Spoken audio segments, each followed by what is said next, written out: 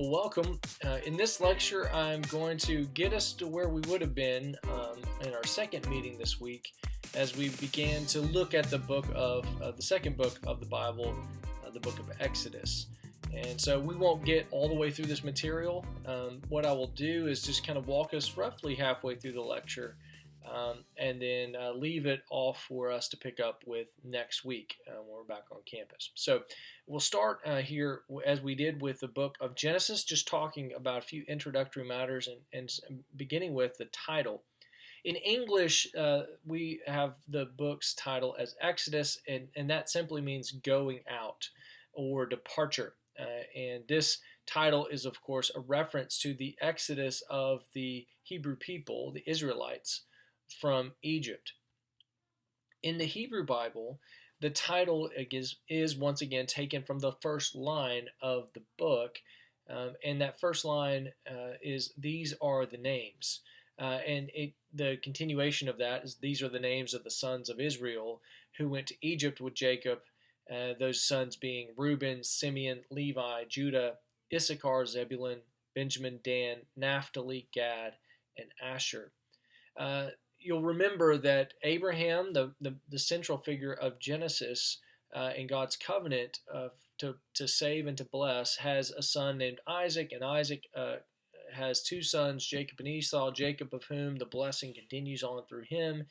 Jacob, his name is changed to Israel, which when he wrestles with God, Israel literally means wrestle, the one who wrestles with God, and he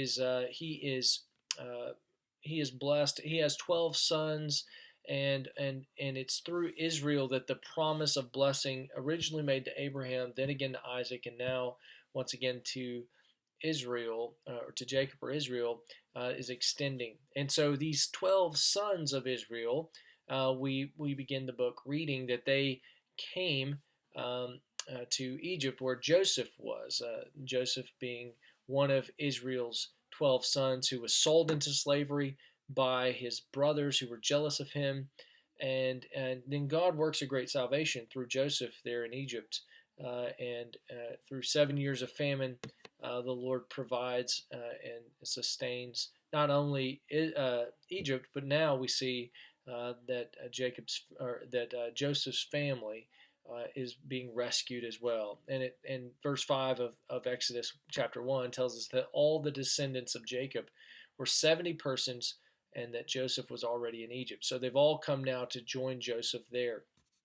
In terms of setting, the book begins where Genesis leaves off. We've noted that the first 5 books of the Bible, called the Pentateuch, which is a 5-fold scroll, we need to think of it as a 5-part story. And so where are God's people at the end of Genesis? Well, Abraham, Isaac, Jacob, and Joseph all represent the major figures in that patriarchal history that we picked up with Genesis 12 through 50. In the Joseph narratives at the end of Genesis, God rescues the descendants of Abraham through Joseph's being sold into slavery in Egypt. And then he experiences a meteoric rise to power through the interpretation of Pharaoh's dreams. The Lord not only gave Joseph the interpretation of the Pharaoh's dreams, but he also gave him wisdom to know how to prepare for the coming famine. In verse 6 of chapter 1 in Exodus, we read this. It says, "Then Joseph died, and all his brothers and all that generation.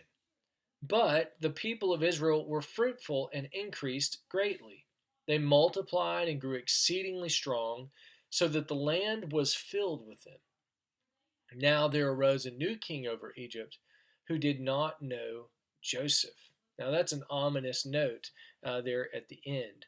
And while God's covenant people, the descendants of Abraham, Isaac, and Jacob, have grown, their standing among the Egyptians as a favored people has changed. There is a Pharaoh who arises who does not remember Joseph. We see one other quick note before we move on, that God's promise to Abraham to give him a nation, to give him a descendant, an offspring, to make him a great nation, and to give him a land, and to bless all the nations through him. Part of that promise is being fulfilled here. We see that they're growing into a great nation. Now, the importance of the book of Exodus. Exodus records two significant events in the life of the Hebrew people, um, and uh, and a third one we might attach kind of as a part of the second. I'll explain that in just a moment. Now, the first significant event is God's deliverance from Egyptian slavery.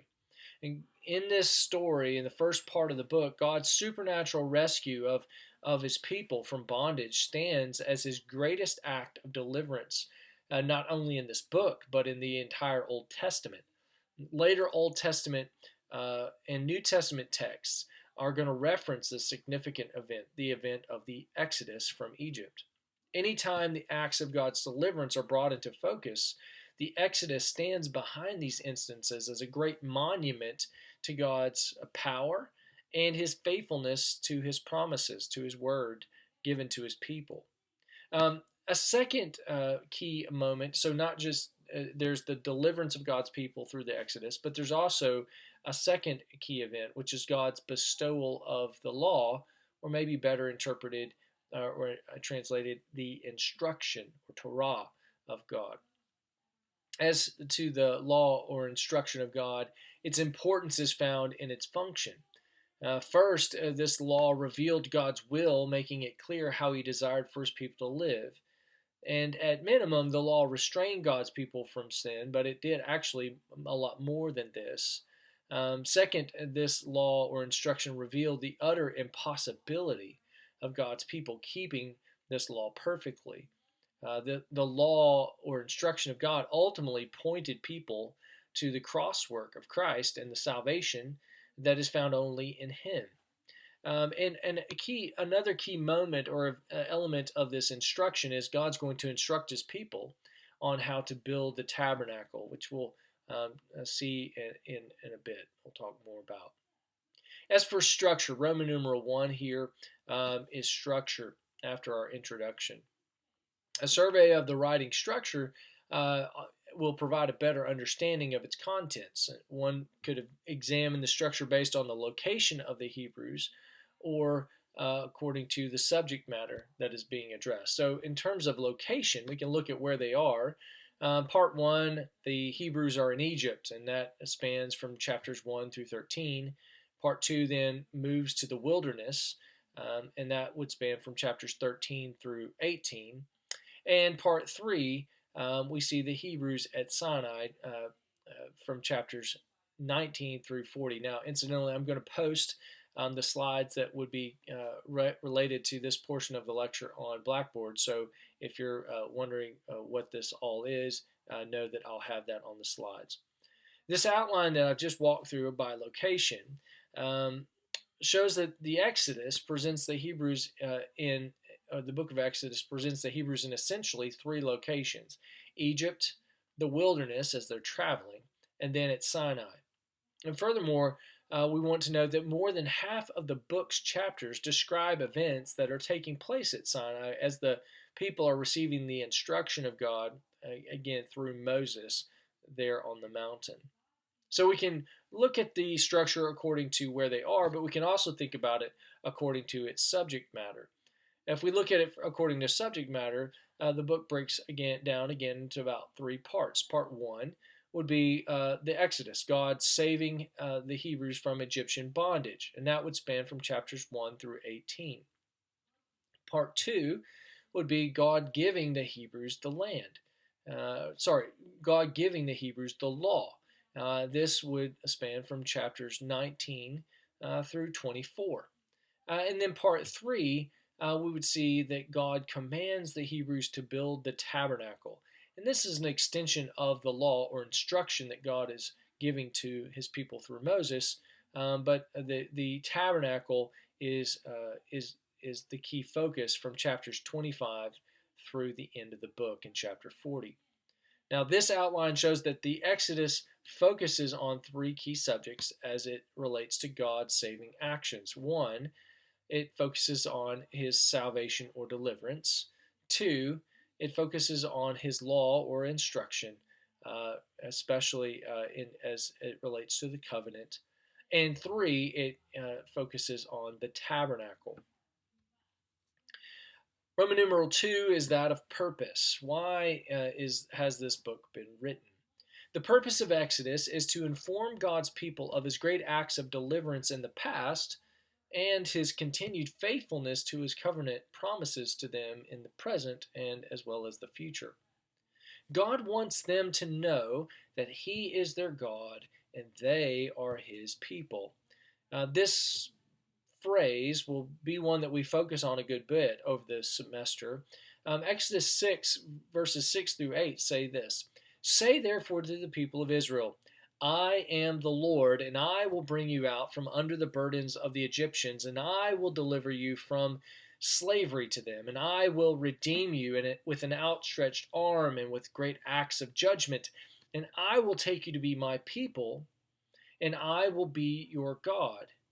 And you shall know that I am the Lord your God, who has brought you out from under the burdens of the Egyptians. I will bring you into the land that I swore to give to Abraham, to Isaac, and to Jacob, and I will give it to you for possession. I am the Lord. Now, you see that even there in this declaration the Lord is giving to Moses, these events, this promise that he will be their God and they will be his people, are connected back to what we read about in Genesis. He says, I will bring you into the land that I swore to give to Abraham, to Isaac, and Jacob. We read about them in the book of Genesis. Now, even though the people are slow to get this truth, that I will be your God and you will be my people, everything God does in this book is intended to lead them to recognize it. Now, we'll spend just a little bit of time looking at one of the first themes for the book, and then we'll pick up with themes in our next lecture. But the first major theme I want you to see, we'll call this Roman numeral 3 themes. The first theme that we will look at, and the only theme we'll look at in this video, is God's deliverance of his people. God delivers his people. Now, as already stated above, God's deliverance of the Hebrews from slavery in Egypt was his greatest act of salvation in the Old Testament. For example, we see references to God and his deliverance in many places in the book of Exodus. God, for example, in Exodus 1 and 2, God there preserves his instrument of deliverance, Moses. Having seen God's blessing on the Israelites there in the opening of chapter 1, we read that Pharaoh becomes worried. He becomes worried that this foreign people that has immigrated in and has taken up residence there in the land is growing so large that should their enemies come against them, that these foreigners might join up with the enemies and overrun the Egyptians. And so Pharaoh it seems intent on cursing these people. In fact, we see that Pharaoh curses them 3 times in chapter 1.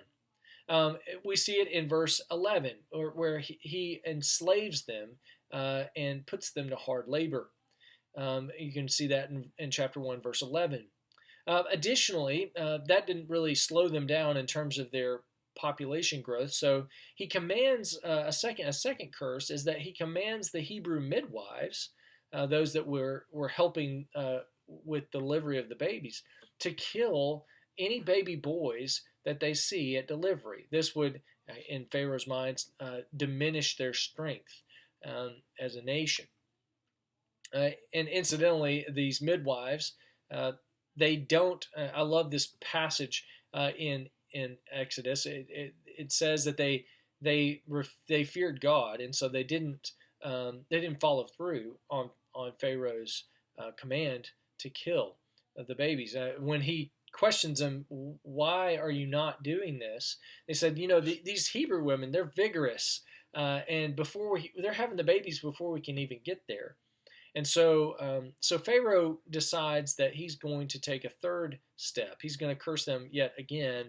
And so Pharaoh commands his people to kill any Hebrew baby boys that they find in the Nile. So it's open season on Hebrew baby boys. You find one, you take him straight to the river, and you throw him in it. That's essentially what Pharaoh says. Now that is of course abhorrent that he does, but this curse is his way of trying to subdue the people. But what we find as we continue to read the story is that the Hebrew people only continue to grow.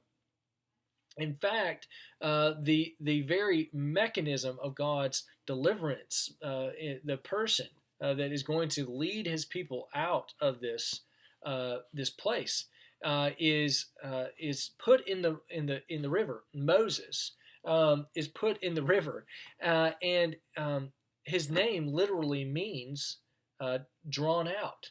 And so his mom makes a little basket. She put some pitch on it so it can float, and I imagine put some little blankets in there and puts her baby in it, and then asks her daughter to just set it in the Nile and watch it as she can't bear to watch and see what happens. And what ends up happening is Pharaoh's daughter comes to bathe there in the Nile, and she hears this baby crying, and she draws him out of the little basket. And Moses' sister is standing right there and says, "Do you need someone to watch this baby for you?" And Pharaoh's daughter says, "Absolutely." And so Moses' mother ends up nursing him and weaning and to the point of weaning him, and then he is brought in under Pharaoh's roof and given the best training available in the kingdom. And so, despite Pharaoh's intentions, his own policy ends up leading to the preparation of the deliverer himself, Moses. Now, we see God's deliverance also showing up in the fact that God hears the Hebrews groaning and he shows concern for them. We read about this in Exodus chapter 2, verses 23 through 25. During those many days, the king of Egypt died, and the people of Israel groaned because of their slavery, and they cried out for help. Their cry for rescue from slavery came up to God, and God heard their groaning, and God remembered his covenant with Abraham, with Isaac, and with Jacob. There we see it again, this recollection back to the story of Genesis. It says, God saw the people of Israel, and God knew. We also read that God announces, as he is paying attention to their groaning, he also responds, and he announces that he will deliver his people. In Exodus chapter 3, beginning verse 7, we read that, Then the Lord said, I have surely seen the affliction of my people who are in Egypt, and have heard their cry because of their taskmasters.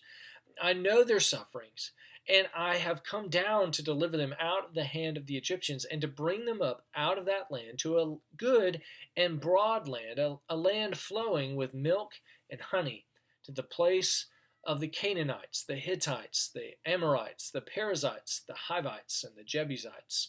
Now, all of those ites are people that are living in the land that God is going to give to them. And there will be a test, a question on the exam where you have to orally say all those names really, really fast. I'm just kidding. So God's here saying that he knows their suffering.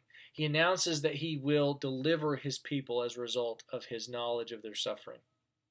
Well, then we go on to read in this story of deliverance that God reveals to Moses who he is, and what that is who God is, and what God is, and what Moses is to tell the Hebrews about their deliverance. In Exodus 3, beginning in verse 13, we read, Then Moses said to God, If I come to the people of Israel and say to them, The God of your fathers has sent me to you, and they ask me, What is his name? What am I to say to them? So this is a basic question. What God am I supposed to tell them sent me to deliver them? Well, in verse 14 it says, God said to Moses, I am who I am. And he said, Say this to the people of Israel, I am has sent me to you. God also said to Moses, Say this to the people of Israel, The Lord, the God of your fathers, the God of Abraham, the God of Isaac, and the God of Jacob, has sent me to you. This is my name forever, and thus I am to be remembered throughout all generations. Go and gather the elders of Israel together and say to them, the Lord, the God of your fathers, the God of Abraham, the God of Isaac, and the God of Jacob has appeared to me, saying, I have observed you and what has been done to you in Egypt, and I promise that I will bring you up out of the affliction of Egypt to the land of the Canaanites, the Hittites, the Amorites, the Perizzites, the Hivites, and the Jebusites, a land flowing with milk and honey. Now, here, God announces his name. He says, I am who I am. That's a translation of the word Yahweh, the to be verb in Hebrew. Um, I am is what it means. God's name, I am, is often understood as an affirmation of God's eternity. That is, God has always been. God is the ground of all being. He is, we might say, the first cause of everything that is. He simply is. He is eternal. And he is without beginning or ending. But this term, and by the way, when you are reading your Bible and you run across the word Lord, and the word Lord is in all capital letters, that is a way of the translators recognizing that the original word in Hebrew, is this divine name of I am. The Lord, the God of your fathers, the God of Abraham, Isaac, and Jacob, has appeared to me, saying, I've observed you, and so forth. As it begins, the Lord, in my translation, it's all capital letters there in chapter 3, verse 16. And so that's a way that the translators have let me know, hey, this is the divine name. This is the covenant name. You see, it's connected to the promises that he has made with Abraham, Isaac, and Jacob. The Lord, the God of your fathers, the God of Abraham, of Isaac, and of Jacob, has appeared to me. And so this name reminds us of God's eternality, but it also reminds us that he is present to hear and to save. We should also understand this name to mean that God is present with his people in their distress. He has observed them and what has been done to them in Egypt, and he promises that he will bring them up out of the affliction of Egypt to the land he has promised to their forefather Abraham. In other words, God is present to hear and to save his covenant people. So we're getting a very clear picture of how God is going about rescuing his people.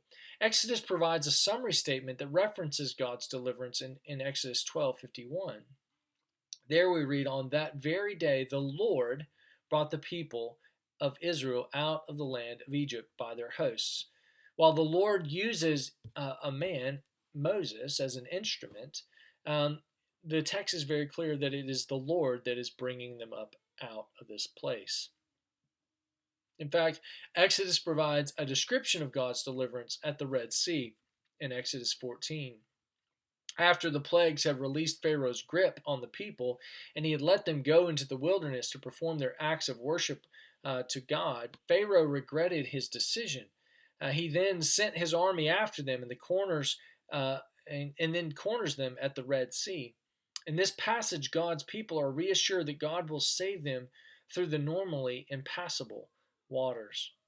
And then we see that in Moses and the Hebrews singing of God's deliverance, once he parts the sea and allows them to pass through on dry ground, and then Pharaoh's army seeks to come after them, the sea crashes in and overwhelms them. Moses and the Hebrew people sing of God's deliverance on the banks of the Red Sea. We read this so-called Song of Moses there in chapter 15. And here God's act of salvation is commemorated in a song. Well, at this point, we are going to call it quits on our hurricane video assignments. At this point, we're pretty close to where we would have been if we had met in class. So hopefully this has been clear. And remember, I'll have a PowerPoint, probably PDF, available for you on Blackboard.